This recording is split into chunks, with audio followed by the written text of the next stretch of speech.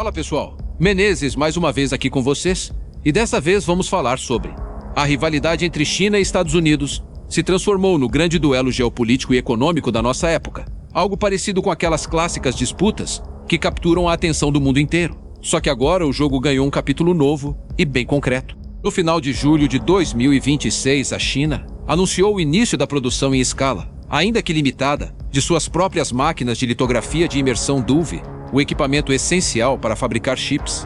A notícia foi suficiente para derrubar o valor de mercado de empresas ocidentais do setor de equipamentos de semicondutores, com a ASML, a holandesa que domina o segmento, perdendo dezenas de bilhões de dólares em um único dia.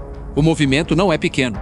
Ele representa um passo real, mesmo que ainda distante da fronteira tecnológica, na tentativa chinesa de quebrar a dependência de tecnologias controladas pelo Ocidente. Eu sou Rodrigo Menezes, e seja bem-vindo a este canal. E obrigado a você que está assistindo o nosso vídeo. Se você gosta do nosso conteúdo, por favor, deixe o seu like e se inscreva aqui no canal. As máquinas de litografia são o coração da fabricação de semicondutores. Elas imprimem circuitos microscópicos em pastilhas de silício com precisão extrema.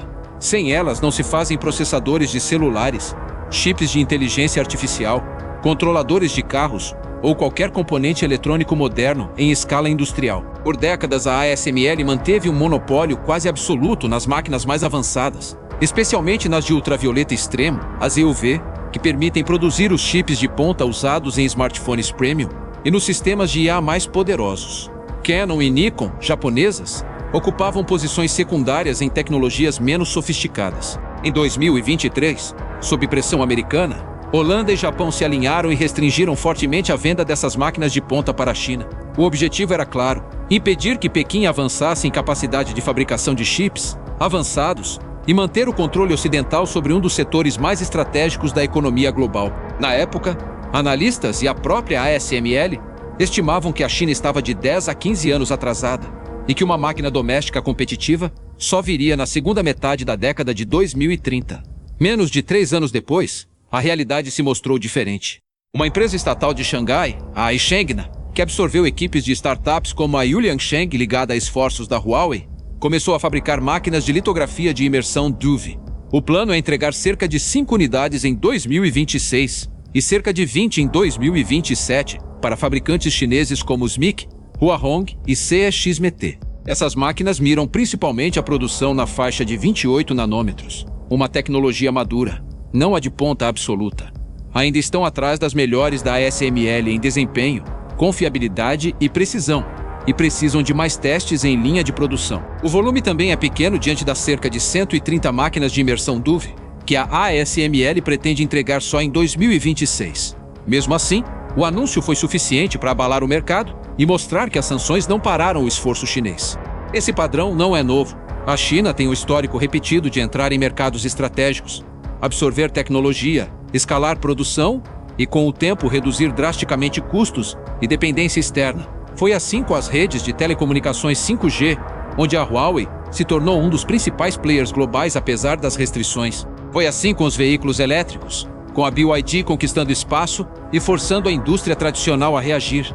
Foi assim com os painéis solares, cujo preço despencou depois que a produção chinesa em escala industrial inundou o mercado. Agora o mesmo movimento chega ao coração da indústria de semicondutores. A lógica é a mesma: investir pesado, concentrar recursos, aceitar ineficiências iniciais e insistir até que a capacidade doméstica se torne viável. O resultado costuma ser uma redução de preços, aumento de oferta e aceleração da inovação em toda a cadeia. A concorrência, mesmo quando nasce de rivalidade geopolítica, tende a gerar benefícios amplos. A corrida espacial entre Estados Unidos e União Soviética, nos anos 1960, não produziu apenas a chegada à Lua. Ela acelerou o desenvolvimento de computadores, materiais, sistemas de comunicação e, indiretamente, tecnologias que depois se popularizaram. Satélites de comunicação e o sistema de navegação GPS são legados daquele período de disputa intensa.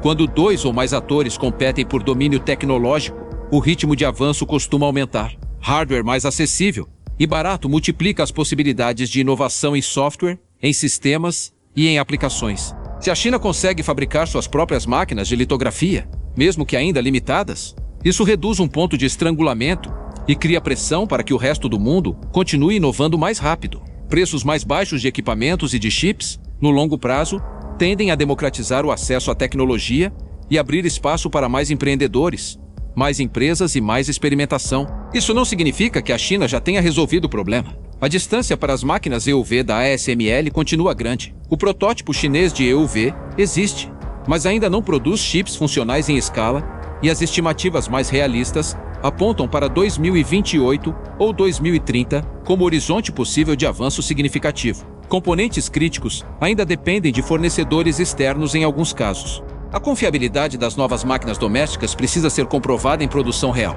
O volume inicial é baixo. Ainda assim, o simples fato de existir uma alternativa doméstica muda o cálculo político e econômico. As sanções ocidentais perdem parte de sua eficácia quando o alvo desenvolve capacidade própria, mesmo que inferior. A China passa a ter mais margem de manobra para continuar expandindo sua indústria de chips maduros e, com o tempo, tentar subir na curva tecnológica. Para o resto do mundo, inclusive para países como o Brasil, a disputa tem efeitos indiretos importantes. Quanto mais players fabricam equipamentos e chips, maior a chance de queda de preços e de aumento de disponibilidade. Hardware mais barato acelera a adoção de inteligência artificial, de sistemas embarcados, de automação e de serviços digitais. Isso cria demanda por profissionais capazes de construir, manter e escalar essas soluções. Desenvolvedores que dominam tanto a interface quanto a lógica de negócio e os bancos de dados, os chamados full stack, tendem a encontrar mais oportunidades. Analistas de dados se tornam essenciais quando o volume de informação cresce e as empresas precisam tomar decisões baseadas em evidências em vez de intuição. Especialistas em inteligência artificial ocupam o centro da transformação, já que boa parte da corrida atual gira em torno de capacidade de processamento e de modelos cada vez mais sofisticados. A disputa entre potências não resolve sozinha os problemas de formação de mão de obra, mas cria um ambiente de maior dinamismo tecnológico, no qual quem se prepara encontra mais portas abertas. A história recente mostra que a China não desiste facilmente quando identifica um ponto de vulnerabilidade estratégica. As sanções de 2023 foram projetadas para manter Pequim vários anos atrás. O anúncio de 2026 demonstra que o atraso foi reduzido mais rápido do que muitos esperavam, pelo menos no segmento de dúvida e imersão. O próximo capítulo será observar se essas máquinas realmente entram em produção estável, se a qualidade melhora e se o volume cresce. Também será necessário acompanhar o progresso no fronte da EUV, que continua sendo o verdadeiro gargalo para chips de ponta. Enquanto isso, a ASML e seus pares ocidentais mantêm a liderança tecnológica, mas veem o espaço de manobra política se estreitar. A rivalidade continua.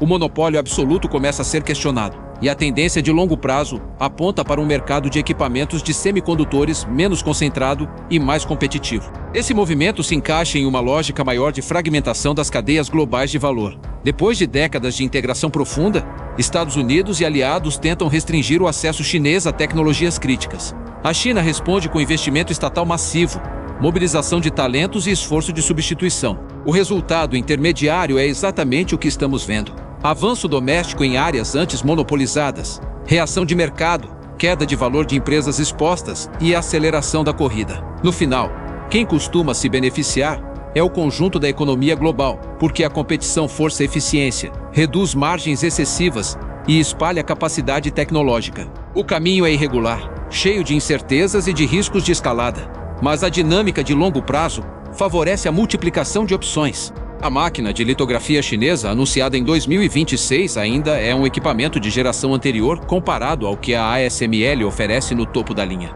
Ela não resolve sozinha a dependência chinesa nem elimina a vantagem ocidental.